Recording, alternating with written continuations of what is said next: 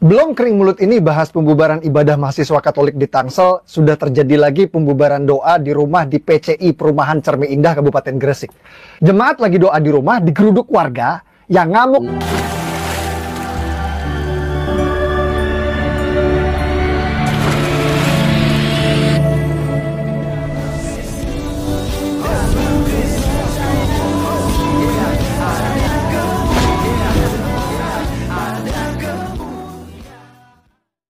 Salam Elechem Bisem Yeshua Hamasiah. Salam damai sejahtera di dalam nama Tuhan Yesus Kristus untuk kita semua. Teman-teman sekalian, pada video kali ini kita akan membahas satu video yang viral lagi, yaitu di Kabupaten Gresik. Di mana teman-teman sekalian terjadi lagi intoleran, di mana membubarkan ibadah Kristen ya. Ini belum saja ya selesai persoalan yang di Tangsel ya, yang kasus RT 666, aduh, ya RT Diding yang saya maksud. Di mana teman-teman sekalian dia mengubarkan ibadah doa rosario yang dilakukan oleh mahasiswi tentunya di rumah. Lalu karena tidak ada izin mereka bubarkan. Demikian juga ya di Kabupaten Gresik ini terjadi lagi seperti yang disampaikan oleh Abu Janda tadi atau Permadi Arya. Nah teman-teman sekalian, seperti apa videonya? Mari kita simak berikut ini.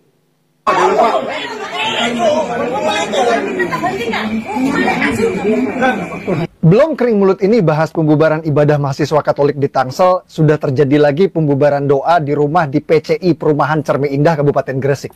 Jemaat lagi doa di rumah digeruduk warga yang ngamuk minta supaya jemaat berhenti nyanyi-nyanyi.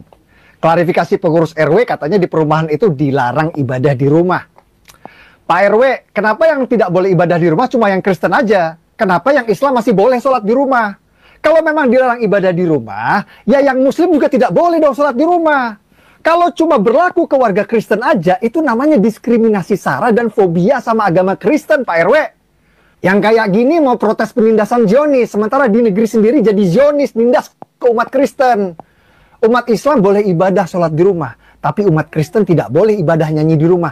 Ini pemahaman Zionis syariah yang harus kita lawan bersama. Selama belum ada itikat baik dari pemerintah untuk mitigasi fobia Kristen yang semakin menjadi-jadi ini.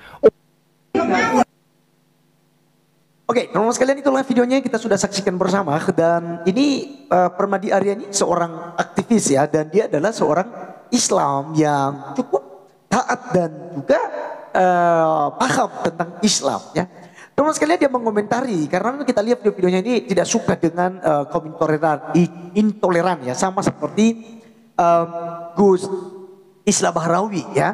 Teman-teman sekalian, kita melihat bahwa hal ini terus terjadi. Kenapa? Karena memang belum ada ketegasan-ketegasan yang dilakukan oleh pihak pemerintah kepada mereka. Contoh saja seperti RT yang di Lampung, yaitu Wawan Kurniawan yang membubarkan ibadah. Nah itu sempat divonis ya masuk penjara, tapi kemudian dibebaskan karena tekanan massa. Ya, kemudian ada tokoh-tokoh Islam lalu berkata bahwa dia tidak salah ya, dan akhirnya polisi pun takut, apalagi waktu itu ya dibuat sebuah demo dari kaum sebelah. Mereka katakan bebaskan Wawan Kurniawan, dia tidak salah, dia melakukan tugasnya sebagai RT. Ya. Jadi kalau ada RT yang intoleran itu melakukan tugasnya sebagai RT. Nah mungkin kurang lebih seperti itu juga yang dilakukan oleh RT Diding yang ada di Tangsel beberapa waktu yang lalu. Jadi baru setelah beberapa hari saja teman-teman sekalian terjadi lagi. Kapan hal ini terjadi? Berhenti gitu ya. Ya jadi saya setuju ya dengan salah satu komentar dari Panglima Besar Laskar Manguni ya, kemarin tuh ada sempat posting juga edukasi yang disampaikannya bahwa kalau mau berhenti kaum intoleran, kaum premanisme ini, satu-satunya cara tangkap para penceramah radikal. Dan beberapa orang sudah disebutkan nama loh ya, disebutkan oleh dia karena memang seakan itu dilindungi begitu teman-teman. Ya, minta maaf pun tidak mau, sekalipun sudah menghina salib Kristen, ya kan? Nah, ini terus terjadi. Ceramah-ceramah jangan bergaul kepada orang kafir. Ya, jangan ucapkan ini, ucapkan itu, dan lain sebagainya. Ya, jadi ini yang kemudian ya membuat kaum intoleran ini merajalela dan mereka tidak tahu yang namanya toleransi. Ya, jadi ini baru terjadi, membubarkan ibadah. Apa sih salahnya orang beribadah? Apakah kalian fobia terhadap Kristen? Ya? Takut dengan Kristen. Ketika ada nyanyi-nyanyi gitu ya, itu dilarang, tak boleh gitu. Nah, bagaimana dengan pengajian yang kalian lakukan? Ya, ini salah satu video, teman-teman sekalian. Perhatikan video ini. Setelah Paulus mendapat pesan dari surga supaya menyeberang ke Makedonia, kami, Paulus dan Silas, bertolak dari Troas dan langsung berlayar ke Samotrake. Keesokan harinya,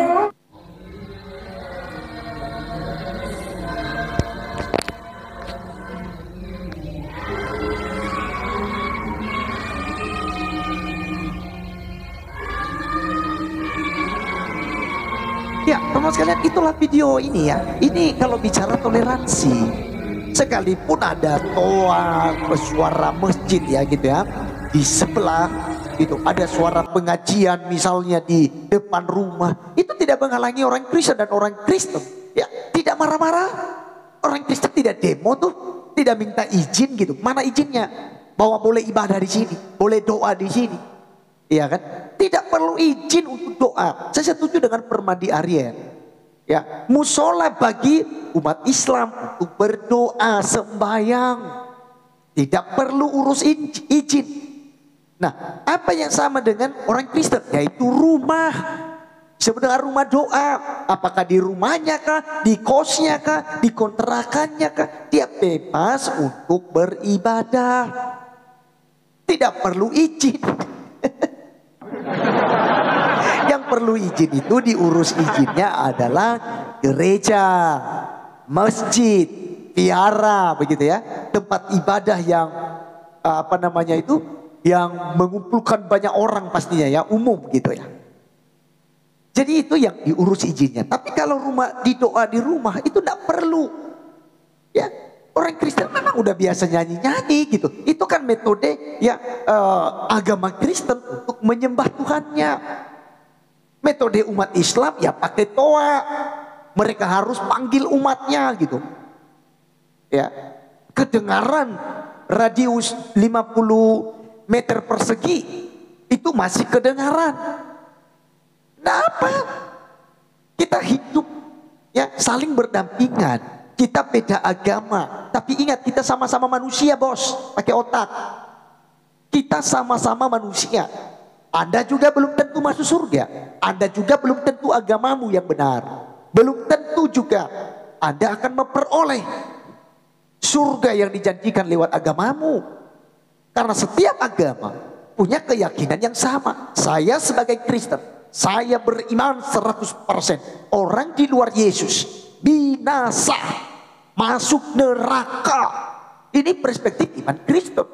Ya silakan. Demikian juga secara Islam. Oh, di luar Islam kafir. Ya, mereka akan jadi kayu bakar dalam neraka. Jangan masalah. Iya kan? Atau juga kamu diajarkan dalam agamamu, lakum dinukum waliyadi. Ya, bagiku agamaku, bagimu agamamu. Mari dong kita sama-sama. Ya kan? Nggak perlu larang orang doa, nggak perlu larang orang ibadah, nggak perlu tutup gereja, ya, nggak perlu benci dengan agama lain. Kita sama-sama manusia yang punya hati. Teman-teman sekalian, Alkitab bilang dalam Matius pasal 5 ayat 10 sampai 12 sebagai penutup. Berbahagialah orang yang dianiaya oleh sebab kebenaran, karena merekalah yang mempunyai kerajaan surga. Berbahagialah kamu jika karena aku kamu dicela dan dianiaya dan kepadamu difitnahkan segala yang jahat. Bersukacita dan bergembiralah, karena upamu besar di surga. Sebab demikian juga telah dianiaya nabi-nabi yang sebelum kamu. Ya. Jadi teman-teman sekalian, mari kita mengambil sisi positif. Jadikan peristiwa-peristiwa ini untuk memperkuat iman kita. Dan kita tahu gitu, oh agama ini modelnya begitu toh. Yang katanya agama damai, rahmatan lil alamin, ya kan? Ya kan? Ya jadi orang akan berpikir teman-teman. Secara berpikir, apakah memang begitu Islam, ya kan? Ya otomatis kan orang gak tertarik agamamu. Bagaimanapun Anda keluar-keluar untuk menyiarkan agama Anda, orang gak tertarik. Ya kan? Karena metode kita begini, kekerasan gitu. Ya, intoleran, premanisme, menganggap bahwa yang lain pasti salah. Ya. Anda mewakili Tuhan, mengambil hak Tuhan untuk mengadili, oh kamu kafir, oh kamu pasti masuk neraka. Ya teman-teman sekalian, kita diajarkan ya dalam Kristen tidak boleh menghakimi, kita tetap menghargai. Biarlah pemerintah dari pihak kepolisian boleh melaksanakan tugas dan tanggung jawab mereka. Sumpah jabatan mereka ada, maka mereka akan mempertanggungjawabkan itu kepada Sang Pencipta kita. Sekian video kali ini, sampai ketemu di video berikutnya. God bless you.